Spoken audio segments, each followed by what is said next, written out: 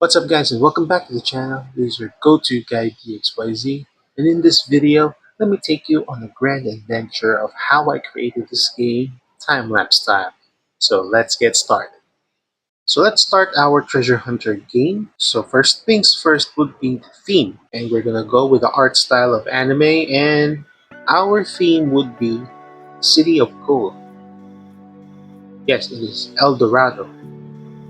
So for this game I'm gonna create like an RPG story-based game here, formulating that you have to look for the City of Gold at the end of this map. So we're going to start off first by creating a village on this side, but I change first the tile shades to make it more of a starting point, and the village would be the first area to visit. So I'm just going to be doing a simple village design. As you can see, just a simple fence and a gate, and then a bit of aesthetics on the outside of that fence. Now, to encapsulate the area by placing these walls over here and adjusting a bit so that it will be enough for some houses to be placed on the side. So now closing it with some trees here, but leaving out a gap and putting a decoration tree there as a exit. Now to completely just design it, putting some bushes there. But some of them are solid, but I will be leaving out some decorations for a pass-through design. Alright, so that would be done. Now let us now make the inner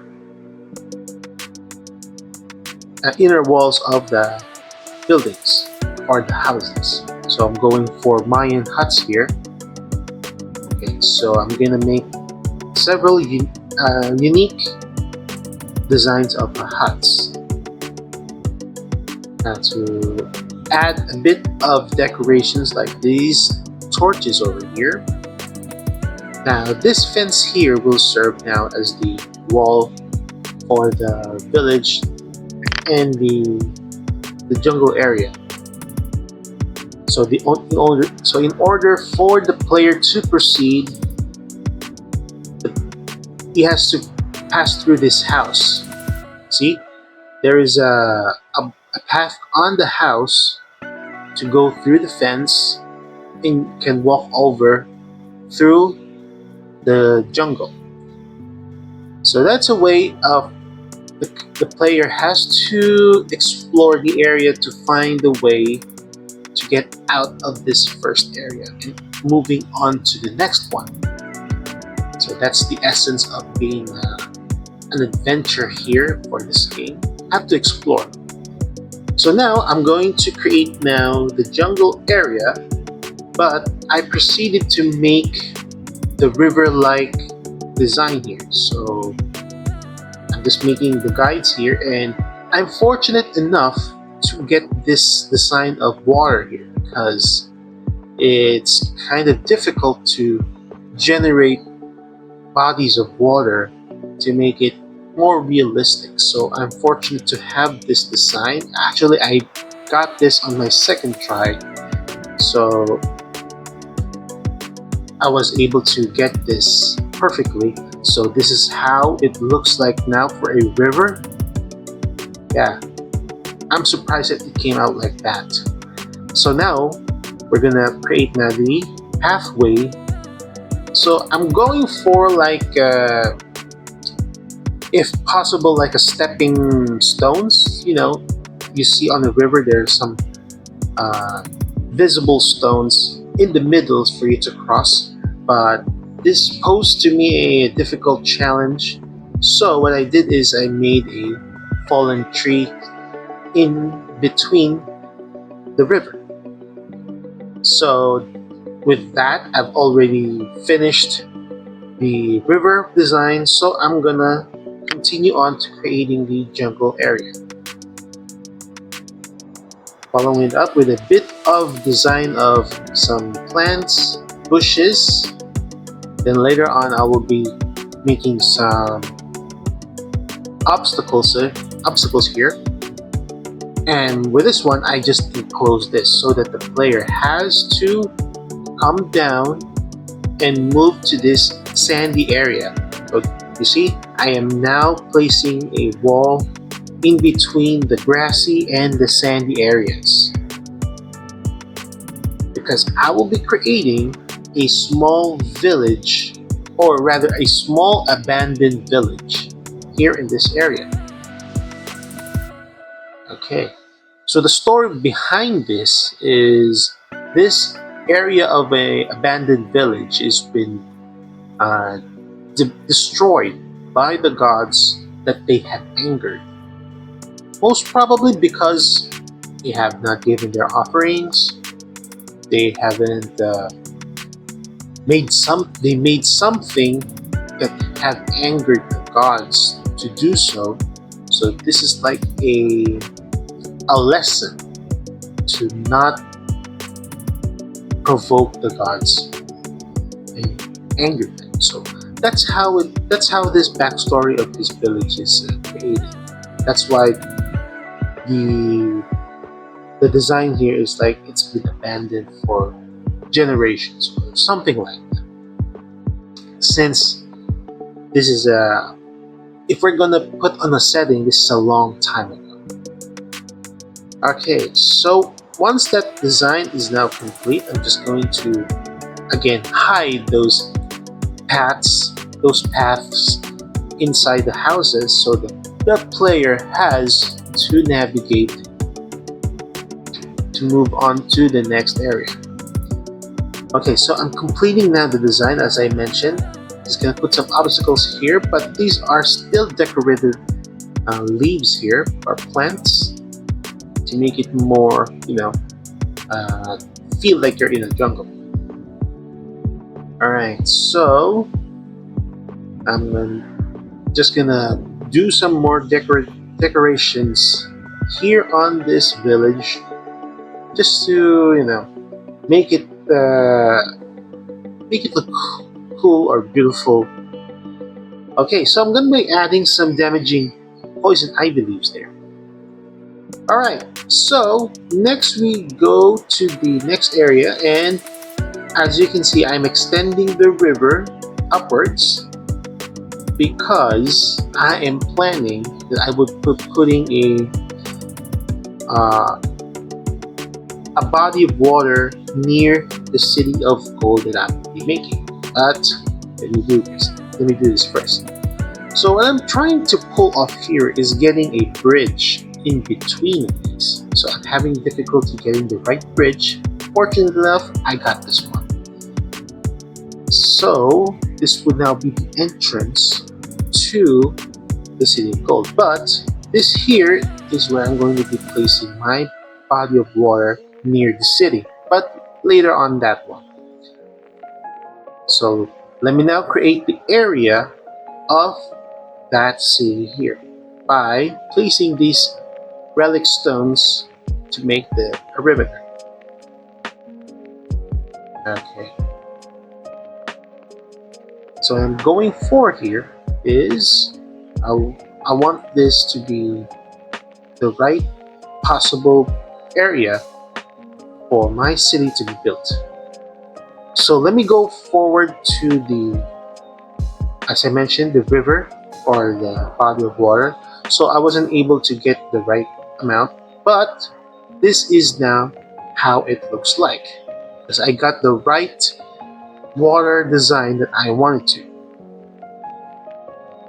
So I want this to be as good as possible to make it more realistic, in my opinion, as realistic as I can. So I'm just adjusting the water here because I don't want the player to wander.